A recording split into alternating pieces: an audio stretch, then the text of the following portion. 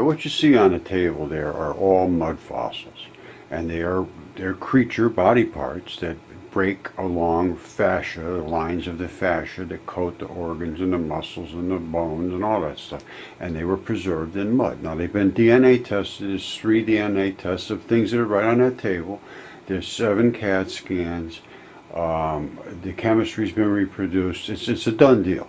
Anybody wants to confront it, come on down. We got all the evidence. I got the specimens, I got the documents, I got the DNA sequencing, all mitochondrial DNA, 100% human, of the things that we had tested, and they are giants, some of them. 2 of them are very, very, very large giants. All right, now I'm going to go, and as a result of this, I backtrack through history thinking that this is true and viewing it with that eye, and I got back to God, literally to God.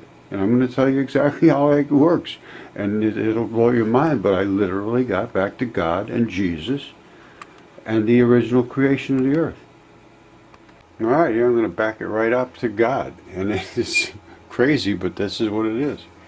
Now, today is 2016. All other dates are approximate. So let's go back to Muhammad, 600, Jesus at 0. Venus erupted from Jupiter, and this is in the documents. Velikovsky recorded this at 1500 BC. This is a factual state. Things that were carved in stone and papyrus all around the world. Look it up. Emanuel Velikovsky, Worlds in Collision. He did this research. 1500 BC. Venus was seen as a bright star in the sky as a comet. Now, Exodus also happened 1500 BC, and Velikovsky thinks they escaped, literally, during the chaos of Venus's eruption and cataclysms against the earth. Now, the Bible also starts at 1500 BC when Exodus starts. Manna fell at 1500 BC. At the same time all these things happen. And it says in Revelations 12 that God's son was born in space. It says God swooped down, took his son, as the woman gave birth with her feet on the moon in space. It says that in Revelations 12. Look it up.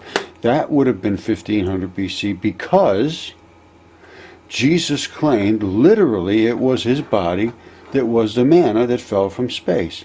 Well, I agree with that. 1500 BC, if he's born, his body fell from space, not his literal body, but the placenta of his body would have been filled with milk.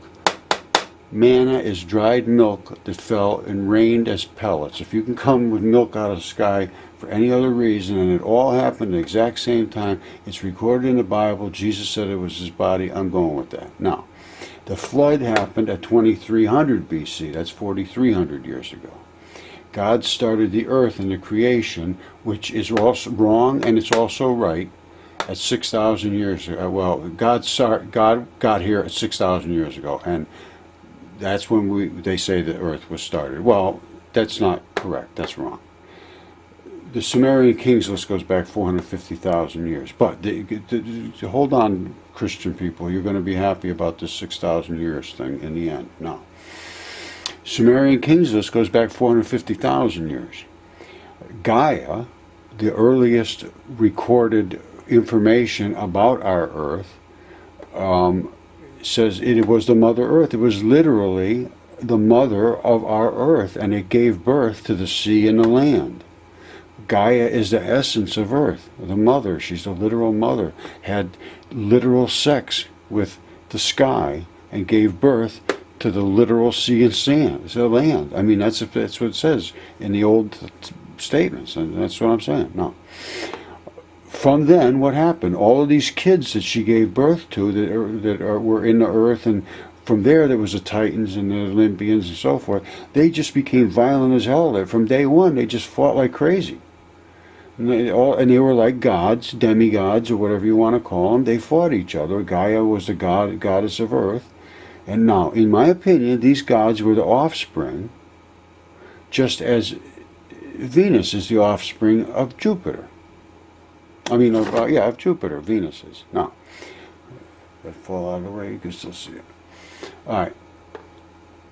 The first ones were spoiled kids. The first gods that were born, or the Titans and all those, they fought like crazy. They killed each other and threw mountains at each other, and they literally corrupted the earth. So what happened? God came back for a little discipline with Jesus. Tried to do it in a loving manner. Came back and says, okay, let's get these guys, treat them with a little love and so forth. Now, Jesus, I think, said that. Now, I don't know if God was going to go along with that, but Jesus was trying to do that, and they nailed him to a cross. So that didn't work out too good. So, in Revelations, it says he's coming back, and this time God coming back with his son, and I believe they're on the way right now, and they're coming back with rods of iron. And they're going to smash the nations to shards of pottery. It says this is all written. And it says they knew this was going to happen, and these people have been already assigned to where they're headed. The ones that have denied society and denied reality and misled and directed people away from God. And I'm going to tell you one thing right now. If there is any place on the face of this planet that is anti-creation, which leads to anti-God, is academia. That the first words out of their mouth when I ask about my mud fossils, if they'd inspect them, is, what are you, some kind of creationist? And then it's dead silence, and I never hear from them again. And Stephen Hawking says there is no God. This is not right, and it should be confronted, because I have the evidence that pretty much says there is. And not only that, he is the real God. He's the big God, because he was here in the beginning, obviously. Listen, it's obvious. He was here in the beginning, and his daughter was Earth, Mother Earth. It had to be, because he came back, and his son was Venus. So those are both planets. God is the father of both of them. So God is the big God. God is the one God. God is the top God. There is no God but me. I am the God, he says. He says, I am a jealous God. Put no other gods before me. There's gods all over the place, and they were gods. They really were. And apparently they're immortal, so they're somewhere in the earth right now. And this hollow earth thing doesn't look too shabby right at the moment, when I consider all the facts that I've come up with here.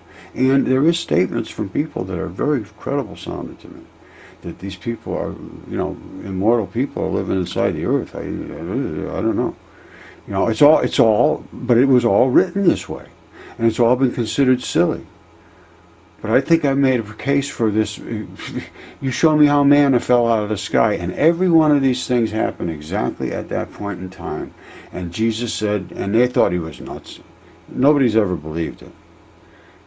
Nobody's ever believed in giants. I have, and their DNA tested, proven 7 CAT scans. I have every little bit and piece of evidence that proves what I'm saying. And it won't be confronted, because it points to creationism, which points towards God, which points towards away from academia. And that's the case.